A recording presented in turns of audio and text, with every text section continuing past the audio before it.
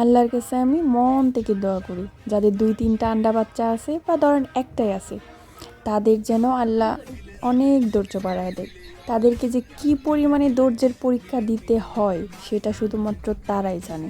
সকালবেলা উঠে আমার জন্য এই বাসটা রেডি করে রাখছে, মানে ফোনটা যে এমন জায়গায় ফেলে দেওয়া হয়েছে, আমি যে এটা খুঁজে বের করছি এই জন্য আমি নিজেকে নিজে ধন্যবাদ দিচ্ছিলাম যে আমি এটা কি করে খুঁজে বের করলাম। আর যিনি এই কাজটা করেছে তার কোনো মানে ভাবনাই নেই, সে তার মতো আরও নতুন কোনো ধৈর্য পরীক্ষা আমার জন্য রেডি করে রাখতেছে আর কি। এইরকম একটা কাজ করার পরও মানুষ এত রিল্যাক্সে হাসতে পারে, আমি তো শুধু চাচ্ছিলাম ওর মতো রিল্যাক্স যদি আমি থাকতে পারতাম।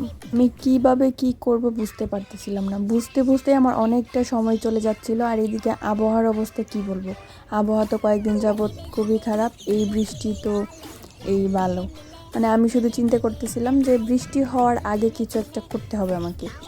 তারপর অনেক চেষ্টার পর, প্রায় 2 ঘন্টা চেষ্টার পর অবশেষে ফোনটাকে উদ্ধার করতে পারলাম। আর আমার হাতের অবস্থা দেখে নিশ্চয়ই বুঝতেই পারতেছেন কতটুকু পরিশ্রম আমাকে করতে হয়েছে।